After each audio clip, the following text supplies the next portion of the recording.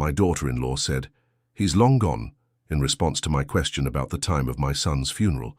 He was already buried in a modest ceremony, attended only by close friends. She called me in a panic a week later. "How are you affecting my life? I'm thrilled that you're here. I can see how far my narrative has come if you follow it through to the finish and leave a remark about the city you're viewing from." The phone rang while I was in my kitchen preparing flowers. "Blaine has loved white lilies since he was a young child. I had purchased them with the hope that I might be able to deliver them to him at the hospital. He was stable, according to the physicians, and there was yet time." I replied, "Hello," while still clutching a lily stem. "Opal?" Nola didn't sound like a mourning wife. Her voice was lifeless and flat. "I'm calling about the funeral arrangements." My heart stopped beating. My fingers dropped the lily to the linoleum floor. "Funeral? Which funeral?" "According to the doctor, Blaine was—" "When did you last speak to a doctor, Opal?" She spoke in an abrasive, frustrated tone, as if I were annoying her with pointless inquiries. I fumbled for words, my mind reeling. "Yesterday morning, Doctor. Henderson said the surgery went well, that Blaine was resting." "That was 2 days ago." She cut me off. "Blaine died yesterday evening. Complications from the infection." The kitchen spun around me. I gripped the counter so hard my knuckles went white. "No, that's not. Why didn't you call me? Why didn't someone—" I tried calling. Her voice held no warmth, no comfort for a mother who'd just learned her son was dead. "You didn't answer." I grabbed my phone, scrolling frantically through missed calls. Nothing. No calls from Nola. No calls from the hospital. My phone had been with me constantly, waiting for news about my boy. "There are no missed calls from you," I whispered. "Well, maybe your phone was off. Doesn't matter now." I could hear her moving around, probably packing or organizing something. Always organizing, always controlling. "The point is, I need to know what time works for you for the funeral. We're thinking Thursday at 2. Thursday. It was already Tuesday evening. That's very soon. Don't we need more time to plan, to notify people?" "It's planned already. Small ceremony, immediate family only. Pastor Williams from my church will officiate." My church, not our church. Not the church where Blaine was baptized, where he sang in the children's choir every Sunday, until he was 12. Her church, where I'd never been welcome. "Nola, please, can we talk about this? I know you're grieving too, but Blaine was my son. I need to be part of—" Her voice turned colder, if that was possible. "I've been thinking, and honestly, it might be better if you didn't come." The words hit me like a physical blow. I actually stepped backward, my hip bumping against the kitchen table. "What did you just say?" "You heard me. It would be too emotional, too complicated. Blaine wouldn't have wanted a scene at his funeral. A scene, as if a mother grieving her only child was a scene, as if my presence at my own son's funeral would be inappropriate. Nola, you can't be serious. He's my son, my only child. He was my husband. And frankly, Opal, where have you been the last 5 years? You barely called, barely visited. Don't pretend you were close to him now." Each word was a knife, because there was just enough truth in them to hurt. I hadn't called as much as I should have. I hadn't visited as often as I wanted to, but every time I tried, there was always a reason I couldn't come. Always some conflict or issue that Nola discovered. "I tried," I whispered. "Every time I planned to visit, something came up. You said he was too tired, or you had plans, or—" "Exactly. You tried. That's not the same as being there." I thought about all the birthdays where my calls went unanswered, the Christmas invitations that were withdrawn at the last minute. The grandchildren I'd never met because Nola said it would be too confusing for them to have multiple grandmother figures. "Wait, grandchildren? The kids?" I said suddenly. "Blaine's children. I should at least—" "What children?" Nola's voice was genuinely confused now. "He told me 2 years ago he said you were expecting. Then last year he mentioned the baby was walking and—" Nola laughed, actually laughed. "Opal, we never had children. I don't know what Blaine told you, but we decided against kids years ago. My career, his health issues, we were happy, just the two of us." The lies, the elaborate stories Blaine had told me about his imaginary children, the photos he'd shown, Me that must have been of other people's kids. Why would he lie about something like that? I don't understand, I murmured. Look, Opal, I don't have time for this right now. I have a funeral to finalize. The service is Thursday at 2 at Peterson's funeral home on Maple Street. If you really insist on coming, fine, but keep it together, okay? This isn't about you. She hung up before I could respond. I stood there holding the dead phone, staring at the lily on my kitchen floor. My son was dead, and I'd learned about it from his wife like it was an inconvenience she needed to manage. I called the hospital, my hands shaking as I dialed. St. Mary's, how can I help you? I'm calling about my son, Blaine Morrison. He was a patient there, and I was told, let me transfer you to patient information. The hold music was cheerful, upbeat, completely wrong for what I was feeling. Finally, someone came on the line. Ma'am, I'm sorry, but we don't have any record of a Blaine Morrison being a patient here in the last 6 months. That can't be right. He had surgery 2 days ago. Dr. Henderson was his surgeon. We don't have a Dr. Henderson on staff, ma'am. Are you sure you have the right hospital? I hung up, my mind spinning.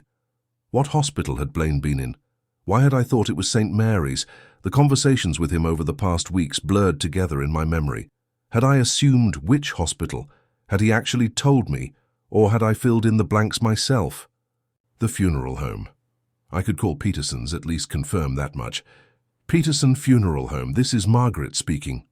Hi, I'm calling about the service for Blaine Morrison on Thursday. Oh yes, Mrs. Morrison. Everything is arranged just as you requested. Closed casket, small service, immediate family only. Will you be bringing the flowers, or should we handle the arrangements? I'm not Mrs. Morrison, I said slowly. I'm Opal Morrison, Blaine's mother. Silence on the other.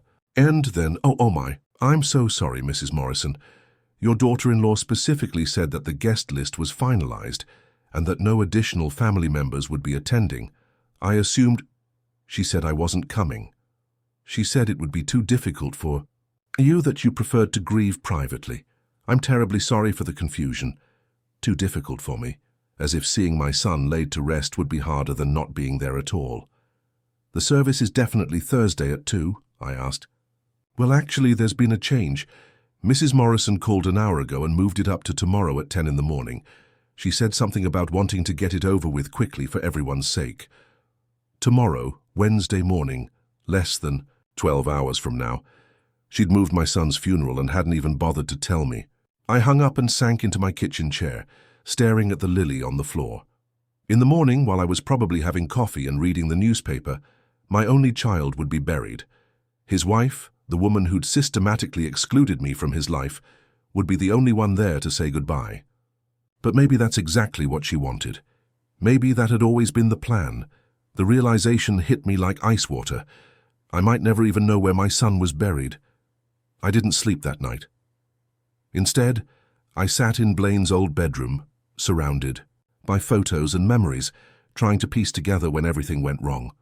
The room had been untouched since he moved out 12 years ago. His baseball trophies still lined the shelves. His college diploma hung crooked on the wall where he'd hastily placed it before graduation. When did I lose my son? It hadn't been sudden. It was more like watching someone disappear in slow motion. So gradual you don't notice until they're completely gone. I picked up a photo from his nightstand. Blaine at 26, grinning beside his new bride. Nola looked radiant in her wedding dress, her arm possessively wrapped around his waist. I remembered that day clearly, because it was the first time I felt like an outsider in my own son's life. Mom, I need to talk to you about the seating arrangements, Blaine had said 3 days before the wedding. His voice was apologetic, uncomfortable. Nola thinks it might be better if you sat in the second row instead of the front. The second row. I tried to keep my voice light, understanding. But honey, I'm the mother of the groom. I know, it's just Nola's family is bigger, and they've been planning this for months. Her grandmother needs to sit up front because of her wheelchair. And of course, I'd interrupted. I didn't want to be the difficult mother-in-law before I'd even become one. Whatever makes Nola happy. But it stung. And looking back now, it was the first of many small concessions that added up to complete exclusion. I set the photo down and picked up another. Blaine's high school graduation. He was beaming, his cap askew, his arm around my shoulders. Back then, I was his whole world. His father had left when Blaine was 8, and it had been just the two of us for so many years. We were a team. "Mom, you're embarrassing me," he'd said that day. But he was laughing, happy, present. When had that changed? When had I become the embarrassment instead of the source of pride? I pulled out my old calendar from the year after his marriage. Flipping through the pages, there it was. My handwriting marking every planned visit, every cancelled dinner, every excuse. March 15th, visit Blaine, cancelled. Nola has flu, April 22nd, Easter dinner. Moved to Nola's parents instead. June 3rd, Blaine's birthday. We'll celebrate next week. We never did. August 17th, weekend visit. Nola's sister visiting, maybe next month. The pattern was so clear now. How had I not seen it then? Every time I tried to make plans with my son, Nola had a reason why it wouldn't work. Always polite, always apologetic, always with a reasonable explanation that I couldn't argue with. "I'm so sorry, Opal," she'd say on the phone, her voice sweet as honey. "Blaine is just exhausted from work. You know how hard he's been working for that promotion. Maybe when things calm down." Or, "Oh, I wish you'd called yesterday. We just made plans with my college friends, maybe next weekend." And my favorite, "Blaine's been feeling a bit overwhelmed lately. The doctor said he needs to reduce stress. Family visits can be so draining, can't they?" Family visits, as if seeing his own mother was a burden instead of a joy. I found my phone and scrolled back through years of text messages with Blaine. The change in tone was gradual but unmistakable. 3 years ago. "Love you, Mom. Can't wait to see you Sunday." 2 years ago. "Hey, Mom, something came up. Can we reschedule?" Last year. "I'll call you later this week." The messages got shorter, less frequent, more distant. But underneath the growing coldness, I occasionally caught glimpses of the son I used to know. 6 months ago, he'd called me out of the blue on a Tuesday afternoon. "Mom, are you busy?" "Never too busy for you, honey." "What's wrong?" I could hear something in his voice. Strain, sadness, maybe. "Nothing's wrong. I was thinking about that time when I was 12 and got pneumonia. Remember you slept in that uncomfortable chair next to my hospital bed for 3 nights. Straight?" "Of course I remember. You were so sick, sweetheart. I wasn't leaving you alone. The nurses kept telling you to go home and get some real sleep, but you wouldn't leave." "Why are you thinking about that, Blaine?" There was a long pause. "No reason. I've been remembering things lately. Good things." He'd sounded like he wanted to say more, but then I heard Nola's voice in the background. "Who are you talking to? I thought we were going to start dinner." "I should go, Mom. Nola's making her famous lasagna tonight." "Okay, sweetheart, I love you. Love you too." It was the last time he'd said that to me, the last time he'd called just to talk, just to remember. What had he wanted to tell me? That day? What had he been remembering? I walked to my kitchen and made coffee even though it was 3 in the morning. As I waited for it to brew, I thought about all the warning signs I'd missed or chosen to ignore, like the time I'd shown up unannounced for Blaine's birthday 2 years ago. I'd driven 3 hours with his favorite chocolate cake, the one I'd made for every birthday since he was 4. When Nola answered the door, her face went through a series of emotions. Surprise, annoyance, then that practiced smile. "Opal, what a surprise. We weren't expecting you." "I know I should have called, but it's Blaine's birthday, and I wanted to bring his cake." "Oh, how thoughtful. But actually, we're just leaving for dinner with my family. My mother made reservations at that new steakhouse downtown." "I could come with you," I'd offered hopefully. "I'd love to meet your parents properly." "Oh, I don't think there's room. It's a small table. You know how restaurants are." She took the cake from my hands. "But this looks delicious. I'm sure Blaine will love it." Through the doorway, I could see Blaine putting on his jacket. He looked up and saw me. "Mom, what are you doing here?" Not, "Mom, I'm so glad you're here." Not, "Mom, what a wonderful surprise." Just confusion, maybe even irritation. "I brought your birthday cake," I said weakly. He walked over and gave me a quick, uncomfortable hug. "You didn't need to drive all this way. We could have celebrated this weekend." But we hadn't celebrated that weekend, or the next one. The cake sat in their refrigerator until it went stale, and I never found out if Blaine even had a slice. Now, sitting in my kitchen at 3 a.m., I realized that Nola hadn't just been making excuses. She'd been training my son to see me as an inconvenience. Every cancelled visit, every modified plan, every maybe next time, had slowly taught Blaine that his mother was someone to be managed, not cherished. And I'd let it happen. I'd been so afraid of being the overbearing mother-in-law that I'd accepted every boundary, every limitation, every excuse. I'd tried so hard to give them space that I'd given up my place in my son's life entirely. The coffee finished brewing, and I poured myself a cup with hands that still trembled slightly. In a few hours my son would be buried, and I wouldn't be there to say goodbye. But maybe, just maybe, it wasn't too late to understand what had really happened to us. I had a feeling Nola's panicked phone call was coming sooner than I thought. And when it did, I would be ready with questions of my own. 7 days. That's how long I'd been living with the knowledge that my son was buried somewhere, and I didn't even know where. 7 days of calling funeral homes, cemeteries, anyone who might have information. 7 days of sleepless nights and untouched. Meals. I was sitting at my kitchen table staring at a list of cemeteries I'd already called twice when my phone rang. The sound made me jump. I'd been expecting silence forever, it seemed. Hello? What the hell are you doing to my life? Nola's voice exploded through the phone, so loud I had to hold it away from my ear. For a moment I was too shocked to respond. This wasn't the composed, cold woman who'd informed me of my son's death. This was someone panicked, desperate, unraveling. Nola, what are you talking about? Don't play dumb with me, Opal. I know what you're doing. The lawyers, the questions, the investigation. Just stop. I sat up straighter. What lawyers? What investigation? I don't know what you mean. The probate lawyer called me this morning. Apparently, there's some issue with Blaine's will. Some complication they need to discuss with me. They want me to come in tomorrow with documentation about our marriage, our finances, everything. A will. Blaine had a will, and somehow I was involved. The thought hadn't even occurred to me. I'd been so focused on just finding out where he was buried that I hadn't considered practical matters like estates and inheritances. I still don't understand what this has to do with me, I said carefully. Stop lying, her voice cracked, and for the first time since I'd known her, Nola sounded genuinely afraid. You must have contacted them. You must have, I don't know, contested something or claimed something or... Nola, I haven't contacted any lawyers. I don't even know who Blaine's lawyer was. I've been trying to find out where you buried my son, and you won't even tell me that much. Silence on the other. N then quietly, Riverside Cemetery, Section C, Plot 247.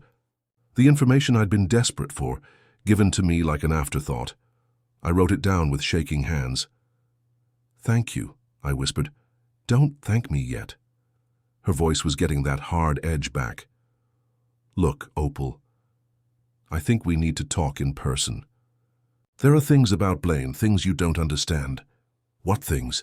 Not over the phone. Can you come over today? I looked at the address I'd written down, Riverside Cemetery. After 7 days of not knowing, I could finally go to my son. But Nola's panic was intriguing. What had spooked her so badly? I'll come over after I visit the cemetery. No. The word came out sharp, desperate. Before, come here first, please, Opal. It's important.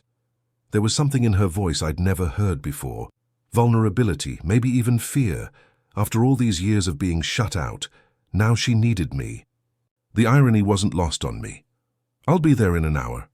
The house looked the same from the outside, the neat suburban home where my son had lived and died without me knowing. But when Nola opened the door, she looked like a different person. Her usually perfect hair was pulled back in a messy ponytail. Her face was pale and drawn, and she was wearing wrinkled clothes that looked like she'd slept in them. Come in, she said, stepping aside. Do you want coffee? I just made some. The politeness felt forced, desperate. I followed her into the kitchen where I'd never been welcome before. The counters were cluttered with papers, legal documents scattered everywhere. Nola, what's going on? She poured coffee with hands that trembled slightly. The lawyer said, Blaine changed his will 3 months ago. 3 months, Opal. She trailed off, staring into her coffee cup. Around the time he what?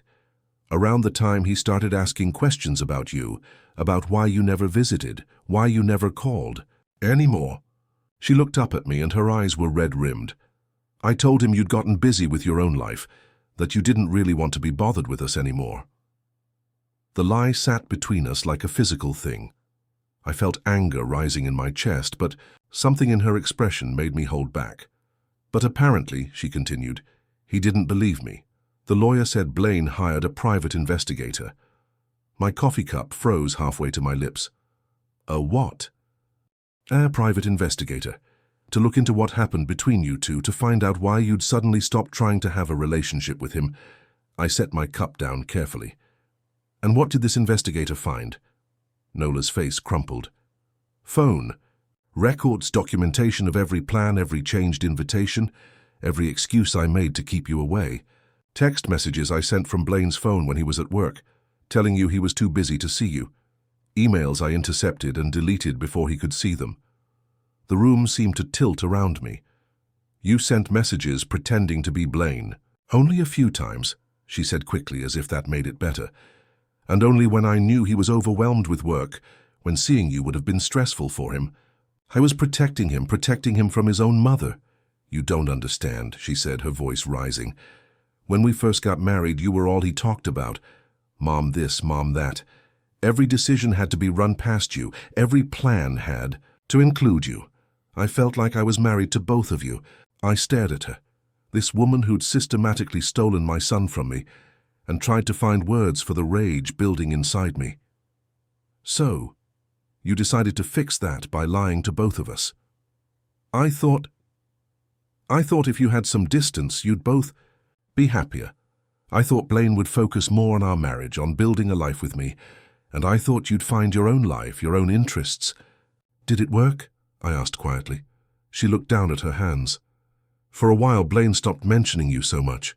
We had a good marriage, Opal. We were happy until 3 months ago.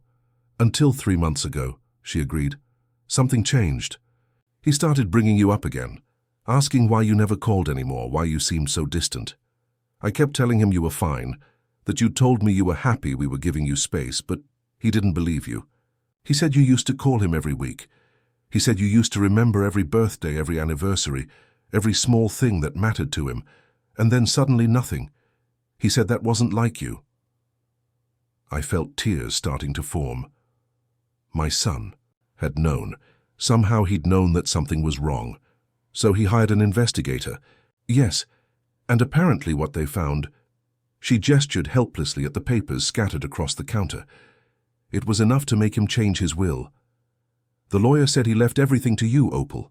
The house, his savings, his life insurance. Everything? I felt like I'd been hit by a truck. Everything? There's a letter, she said quietly. The lawyer has it. Something Blaine wrote to go along with the will. I don't know what it says, but... She looked up at me, and I saw real fear in her eyes. I think he found out everything I did. And I think he was planning to leave me. The silence stretched between us. Outside, a neighbor was mowing their lawn, the sound bizarrely normal in the middle of this revelation that was reshaping everything I thought I knew about my son's last months.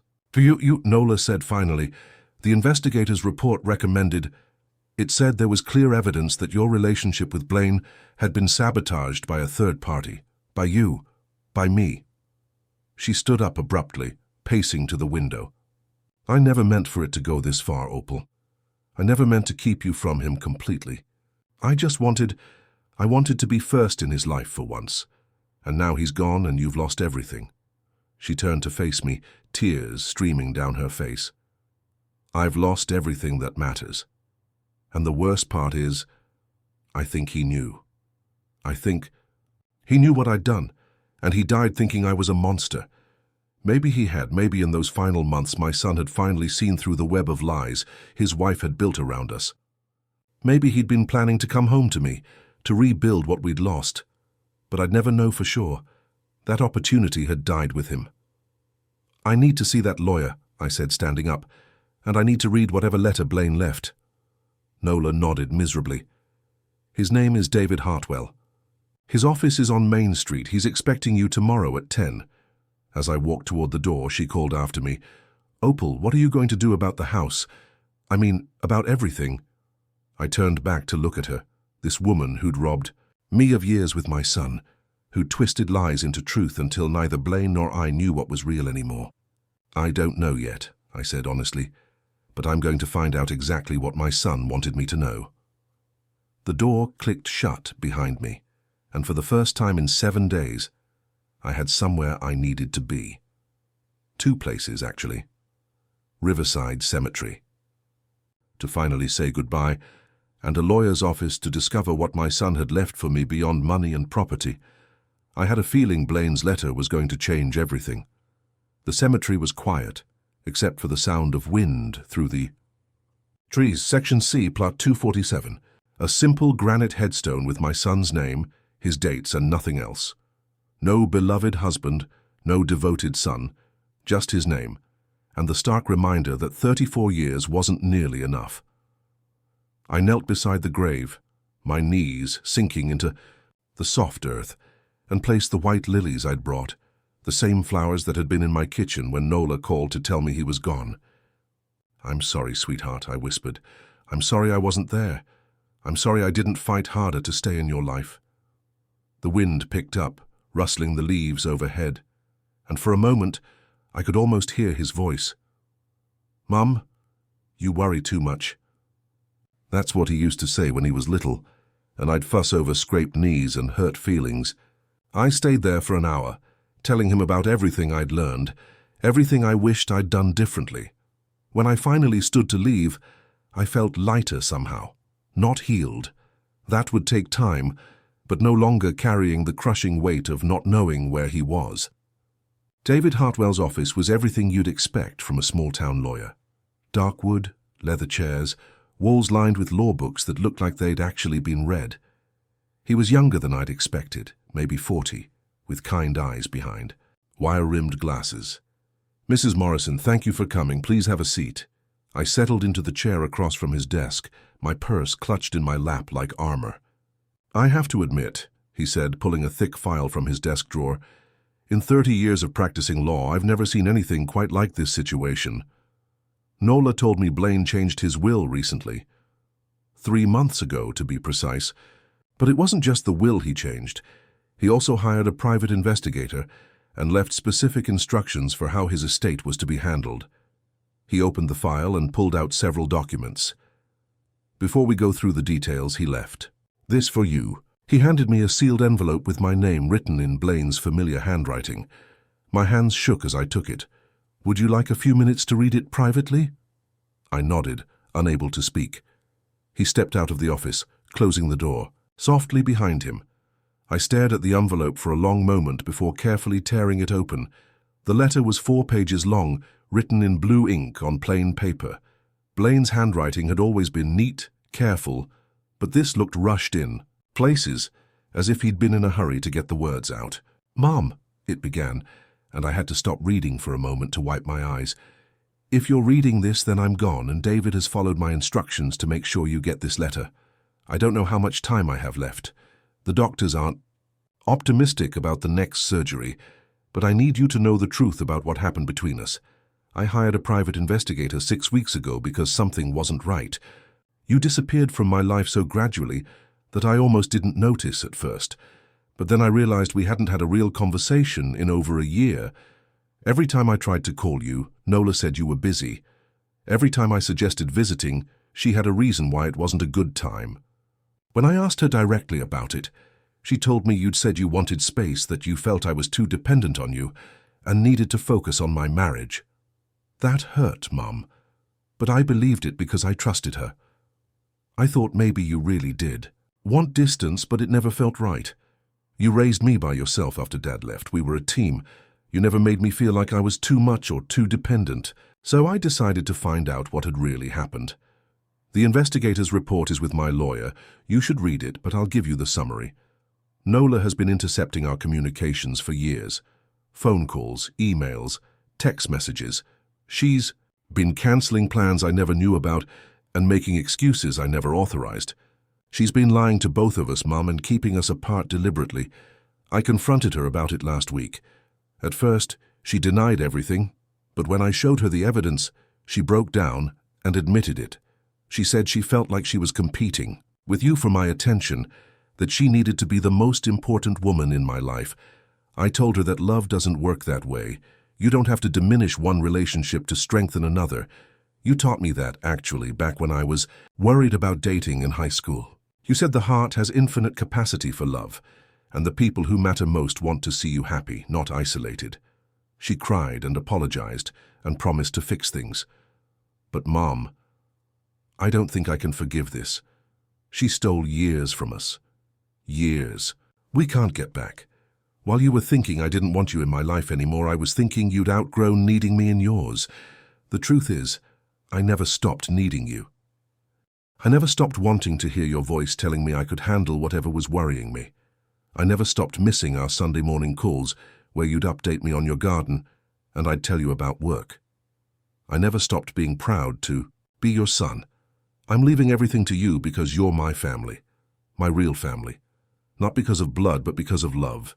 Because you're the one who was there when I had nightmares, who taught me to drive, who came to every baseball game, even when you were working double shifts.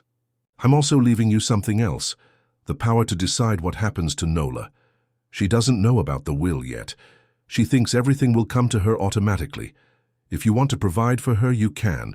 If you want to make sure she's taken care of, that's your choice. But if you want her to face the consequences of what she's done, that's your choice too. I know this puts a burden on you that you shouldn't have to carry, but I trust your judgment more than anyone's. And I know whatever you decide will come from a place of wisdom, not revenge. I'm sorry, Mum. I'm sorry I let her fool me for so long. I'm sorry I didn't trust my instincts sooner.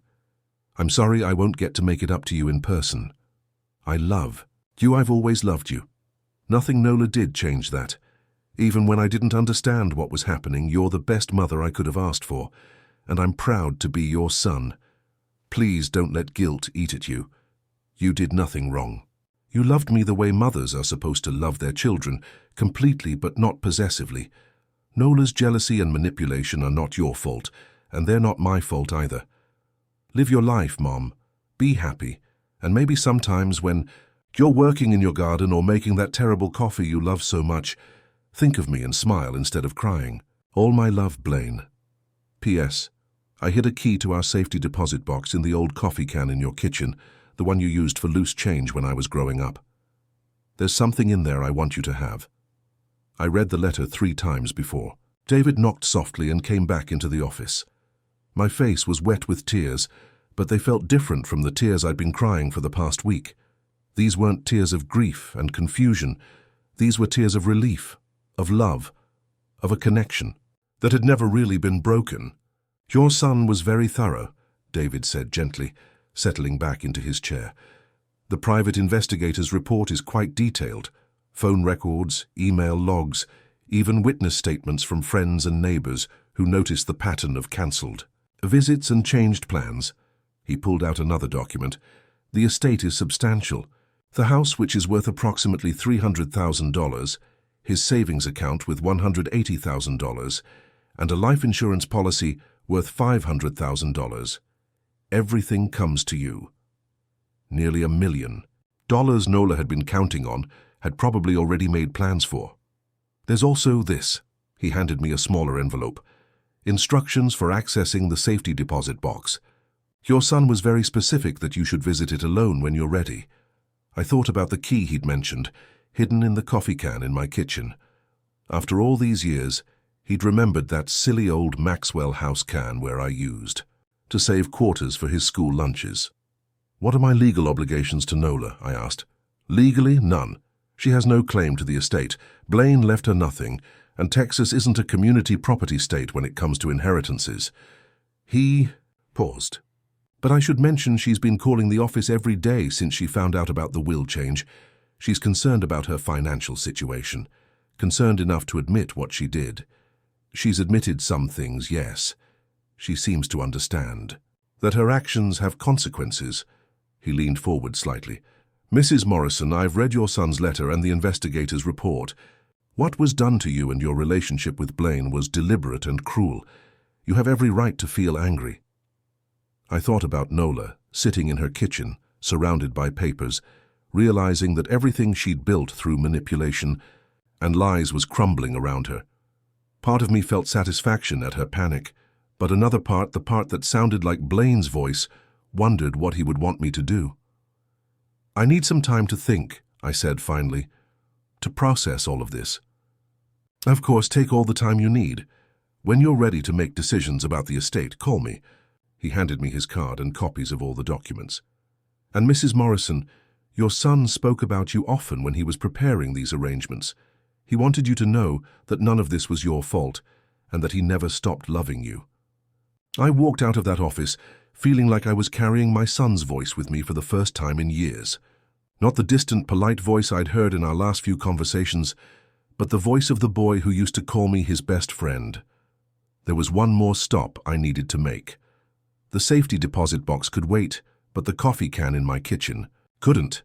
I needed to hold whatever piece of my son was waiting for me there. The drive home felt different somehow, like I was finally going in the right direction.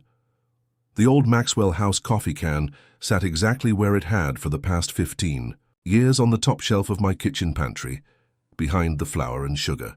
I'd forgotten it was even there, this relic from when Blaine was in high school, and I'd saved loose change for his baseball tournament fees and pizza money. My hands trembled as I lifted it down. It was heavier than I remembered, and when I shook it gently, I heard the soft jingle of coins mixed with something else, something that didn't sound metallic. I pried off the plastic lid and peered inside. Quarters, dimes, and nickels filled the bottom, just as they always had. But nestled among them was a small brass key and something wrapped in tissue paper. I pulled out the tissue paper first, unfolding it carefully. Inside was a small silver bracelet, one I recognized immediately. I'd given it to Blaine for his 16th birthday, engraved with "My son, my pride, my joy" on the inside. He'd worn it every day through high school, then college, but I hadn't seen it in years. I'd assumed he'd outgrown it or lost it. He'd kept it. All this time, even when Nola was poisoning him against me, he'd kept it. The key was small, clearly for a safety deposit box. There was a tiny tag attached with an address downtown and a box number, 247, the same number as his. Grave plot. He'd planned this carefully, even in his final months. I sat at my kitchen table, holding the bracelet and thinking about everything I'd learned today. Blaine had known. He'd figured out what Nola was doing and had taken steps to protect our relationship, even from beyond the grave. But there was still something I didn't understand. Why had she done it? What had driven her to systematically destroy the bond between a mother and son? My phone rang, jarring me from my thoughts. Nola's name appeared on the screen. "Hello, Opal, thank God you answered. Please, I need to see you again. There are things I didn't tell you yesterday. Important things." Her voice was different. Again, not the desperate panic from yesterday, but something closer to resignation. "What things?" "About why I did what I did. About things that happened before Blaine and I got married. You deserve to know the whole truth." I looked at the bracelet in my palm, at the key that would unlock whatever final message my son had left for me. Part of me wanted to hang up, to focus on Blaine's legacy instead of Nola's excuses, but another part needed to understand, for Blaine's sake, if not for my own. "I'll come over, but this is the last time, Nola. After today, I don't want to see you again unless it's through lawyers." "I understand." An hour later, I sat in her living room again, but this time the atmosphere was different. She'd cleaned up the scattered papers, made an effort to look presentable. She served coffee in actual cups instead of mugs, as if formality could somehow make up for years of deception. "I need to start from the beginning," she said, settling, across from me. "From before Blaine and I even met." She stared into her coffee cup, as if the words she needed were floating there. "I was engaged before, to a man named Marcus. We'd been together for 3 years, planning our wedding, building a life together." She looked up at me. "His mother hated me from day one." I waited, not sure where this was going. She thought I wasn't good enough for him. Wrong social class, wrong family background, wrong everything. She did everything she could to break us up. Exactly the kind of thing you probably think I am. "Nola, let me finish, please." She took a shaky breath. She succeeded. "Marcus chose her over me, cancelled our wedding 3 weeks before the date. Because his mother convinced him I was only after his money, that I didn't really love him. I could see where this story was heading, and despite everything she'd done to me, I felt a flicker of sympathy. When I met Blaine, I swore I would never let another mother come between me and the man I loved. I know that doesn't justify what I did, but I need you to understand that it wasn't about you personally. It was about my own fear. So you decided to eliminate me as a threat. I decided to protect my marriage. She stood up, pacing to the window. But somewhere along the way it stopped being about protection and became about control. I liked being the only woman in Blaine's life. I liked that he turned to me for everything. Even when you could see it was hurting him. That's the thing. Opal. I convinced myself it wasn't hurting him. Every cancelled visit, every intercepted call. I told myself I was saving him from disappointment. You were getting older. You had your own life. Maybe you really didn't want to be bothered with us anymore. She turned back to face me, and her eyes were red again. I made myself believe my own lies until these last few months, when Blaine started asking questions I couldn't answer, when he hired that investigator. She sat back down, her shoulders slumping. The report didn't just document what I'd done, it documented how it affected both of you. What do you mean? Your phone records showed dozens of calls to our house that went unanswered, emails you sent that I deleted before Blaine could see them, birthday cards and Christmas gifts that I intercepted and threw away. Her voice broke. The investigator even talked to your neighbors. They said you stopped talking about Blaine because he'd made you too sad. I remembered those conversations with Mrs. Patterson next door, how I'd eventually stopped mentioning my son because every story ended with, "But he's too busy to see me now." There's more, Nola continued. The investigator found out about your medical records. I froze. What medical records? Last year, when you had that emergency appendectomy, you were in the hospital for 4 days. She looked directly at me. You listed Blaine as your emergency contact. The hospital called him. My blood went cold. I remembered that stay vividly. The sudden, terrifying pain, the rushed surgery, the long recovery. I'd been alone the entire time because I'd assumed Blaine didn't want to be bothered with his mother's health problems. I told him you were fine, Nola whispered. I told him you'd specifically asked not to be disturbed, that you had friends taking care of you and didn't want him to worry. He wanted to come. He was in his car, driving to the hospital, when I called him back and told him you'd been discharged and were resting comfortably at home with your friend Margaret. She was crying now. I convinced him that showing up would embarrass you, that you'd specifically said you didn't want him to see you looking sick and vulnerable. I thought about those 4 days in the hospital, how I'd stared at the ceiling, wondering if anyone would even notice if I died, how I'd convinced myself that this was what independence looked like, handling everything alone because your grown child had his own life to worry about. He wanted to come, I repeated, more to myself than to her. Every single time something happened to you, he wanted to be there. The time you fell and sprained your ankle, when your car broke down on the highway, when you had that bout of pneumonia 2 winters ago, he wanted to help, but I convinced him you didn't want him to. The room felt like it was spinning. All those times I'd struggled alone, thinking my son didn't care. He'd been kept away by his wife's lies. Why are you telling me this now? Because yesterday, when I saw the panic in your eyes about not knowing where he was buried, I realized something. She wiped her face with a tissue. I didn't just steal him from you, I stole you from him too, and in the end, I lost him anyway. What do you mean? The night before he went into the hospital for his final surgery, he told me he was going to leave me. He said he couldn't stay married to someone who'd kept him from his mother for years. He said he was going to call you after the surgery and tell you everything. I closed my eyes, imagining that conversation that would never happen now. He died thinking I was a monster, Opal, and he was right. She looked at me with something approaching desperation.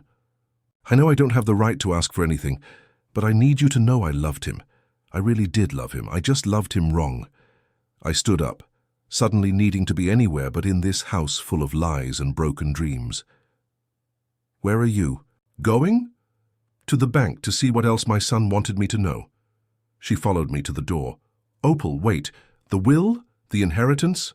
I know I don't deserve anything, but I need to ask. The house, Blaine's savings, I don't know how I'm going to... I turned to face her. I haven't decided anything yet, but I will tell you this. Whatever I decide, it won't be because you asked for my pity. It'll be because of what Blaine would have wanted. And what do you think he would have wanted? I thought about my son, about the man who'd hired a private investigator to uncover the truth, who'd changed his will to make... Sure, I knew how much he loved me, but who'd also given me the power to decide his wife's fate. I think he would have wanted justice, but I also think he would have wanted mercy. I opened the door. I just don't know which one you deserve. The safety deposit box was in the basement of First National Bank, in a quiet room lined with small, metal doors. The bank clerk led me to box 247 and left me alone with whatever my son had deemed important enough to hide away. Inside was a manila envelope and a small velvet jewelry box. I opened the envelope first. More letters, 3 of them, addressed to me in Blaine's handwriting but with different dates spanning the last 2 years. He'd been writing to me, pouring out his heart in letters he'd never sent. The first one, dated 18 months ago, was full of confusion and hurt. I don't understand what happened between us, Mom. I keep trying to figure out what I did wrong, but I can't remember any fight, any moment when things changed. The second, from 8 months ago, showed growing suspicion. Something's not right. Nola always has an excuse when I want to call you. Always a reason why we can't visit. I'm starting to think she's lying to me about something. The third letter was dated just 6 weeks ago, right around the time he'd hired the investigator. I'm going to find out the truth, Mom.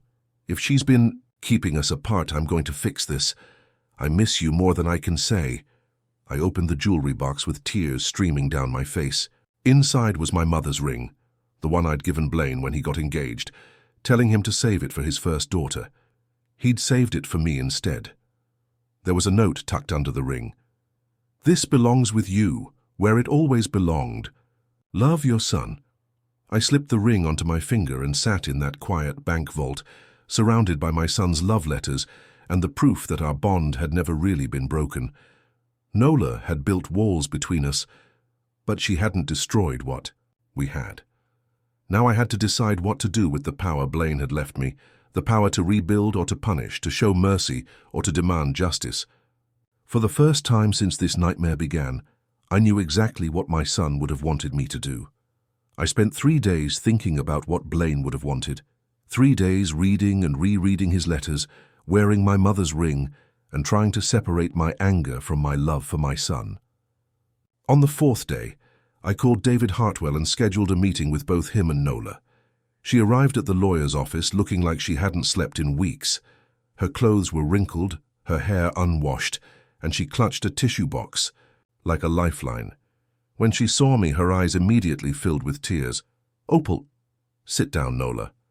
My voice was calm, controlled. I'd found my center in those letters from my son, in the certainty of his love for me. David cleared his throat and pulled out the estate documents. Mrs. Morrison has made her decision regarding the distribution of Blaine's assets. Nola's hands were shaking as she waited for me to speak. "I've decided to give you the house," I said quietly. Her eyes widened in shock. "What?" "The house is yours, free and clear. But that's all." I leaned forward, meeting her gaze directly. "The savings account and life insurance money will go into a foundation in Blaine's name, supporting programs that help children maintain relationships with their grandparents after divorce or family conflict." She blinked rapidly, trying to process what I was saying. "Why?" she whispered. "Because Blaine wouldn't have wanted you to be homeless, but he also wouldn't have wanted you to profit from the pain you caused." I pulled out one of his letters and read aloud. "The heart has infinite capacity for love, and the people who matter most want to see you happy, not isolated." I taught him that when he was 17, worried about dating his first girlfriend. He never forgot it. I folded the letter carefully and put it back in my purse. Blaine understood that love isn't about control or possession. It's about wanting the best for someone, even when they hurt you. Nola was sobbing now, quiet tears that seemed to come from someplace deep and broken inside her. "I don't deserve this kindness," she said. "No," I agreed. "You don't, but my son did." And this is what he would have wanted. David cleared his throat. There are conditions to this arrangement. Nola looked up, wiping her eyes. You'll sign a statement acknowledging what you did, I continued. Full disclosure of how you manipulated both Blaine and me, how you intercepted communications and fabricated excuses to keep us apart. It won't be made public unless you ever try to contact me again or spread lies about our family. I understand. You'll also attend counseling, real counseling, not just a few sessions to check a box. You need to understand why you did what. You did so you never do it to anyone else. She nodded, still crying. And one more thing. I reached into my purse and pulled out a small photo album I'd put together over the past few days. These are pictures of Blaine growing up. His first steps, his high school graduation, his college years, all the moments you never saw because you were too busy trying to erase me from his life. I slid it across the table to her. I want you to look at these and understand what you destroyed. Not just my relationship with him, but his relationship with his own history. Every story about his childhood that he couldn't share with you because it involved me. Every family tradition that died because you cut us off from each other. She opened the album with trembling hands, staring at a picture of 5-year-old Blaine covered in birthday cake frosting, grinning at the camera. This is the son you married, I said. The man he became because he was raised with love, not manipulation, because he was taught that family means supporting each other, not controlling each other. She turned the page and found a photo of teenage Blaine and me at his high school graduation, both of us beaming with pride. He was so excited that day, I said softly. He told everyone that his mum was his hero because I'd worked 2 jobs to put him through school. He said I was the strongest person he knew. He said that about me too, Nola whispered. After we got married, he said I was strong for building my own career, for knowing what I wanted. Then why wasn't that enough? Why did you need to be the only strong woman in his life? She stared at the photo for a long time before answering. Because I was terrified of losing him the way I lost Marcus. But I realize now that I lost him anyway. I just lost him more slowly, one lie at a time. David handed her the documents to sign. As she worked through the paperwork, acknowledging her deception and agreeing to the conditions of inheriting the house, I felt something I hadn't expected. Peace. This wasn't revenge. Revenge would have left her homeless and destitute. This wasn't forgiveness either. Forgiveness would have to come later, if at all. This was justice, tempered by the kind of compassion Blaine had always shown, even to people who didn't deserve it. When all the papers were signed, Nola looked up at me one last time. "Will you tell me about him?" she asked quietly. "About what he was like as a little boy? I know I don't have the right to ask, but I'd like to understand who he was before I met him. I thought about refusing. She'd stolen years of my son's stories from me. Why should I give her any back? But then I remembered something Blaine had written in one of his unsent letters. I wish I could tell Nola about the time you taught me to drive in the church parking lot, or about how you used to sing Beatles songs while you cooked dinner. I wish she understood that loving you didn't mean loving her less." He was curious. "About everything," I said finally. "Even as a toddler, he had to know how things worked. He took apart our toaster when he was 4 because he wanted to see where the toast went." A small smile crossed her face. "He still did that, always tinkering with things, trying to fix them or make them better. He got that from his grandfather. My father, he was an engineer too." I closed my purse and stood up. Blaine used to say he inherited the family gift for solving problems. I guess he was trying to solve the biggest problem of all at the end, how to bring his 2 families together. His 2 families. You were his family too, Nola. In spite of everything you did, he loved you. That's why this was so hard for him. Why he waited so long to confront you. He didn't want to choose between us. She stood up as well, clutching the photo album. "Thank you for this. For the house, for the pictures, for not destroying me the way I deserved." "Don't thank me. Thank Blaine. This is his mercy, not mine." As I walked out of that office, I felt my son's presence with me in a way I hadn't since he was a child. Not the distant, polite man I'd talked to in our last few phone calls, but the Boy who used to hold my hand crossing the street and tell me he loved me every night before bed. 6 months later, I received an unexpected package in the mail. Inside was a framed photo of Blaine that I'd never seen before. Him at about 30, standing in what looked like a garden, laughing at something off camera. On the back was a note. From Nola. I found this in his desk drawer.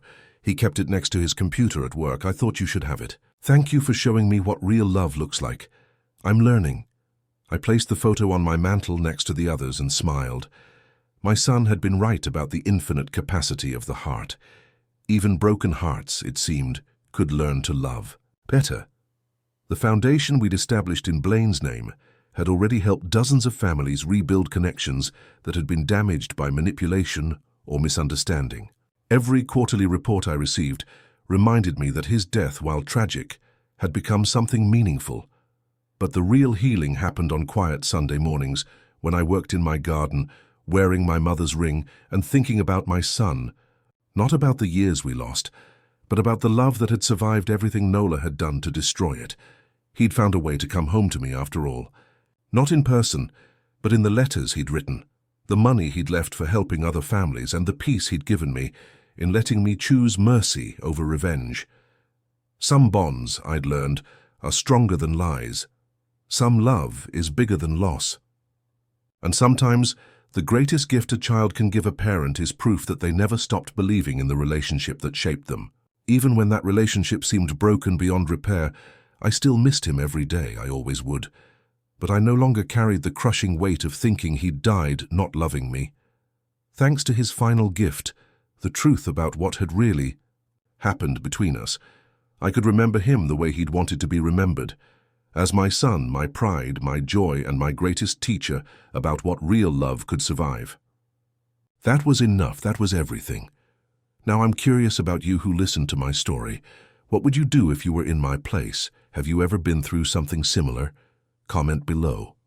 And meanwhile, I'm leaving on the final screen 2 other stories that are favorites, and they will definitely surprise you. Thank you for watching until here.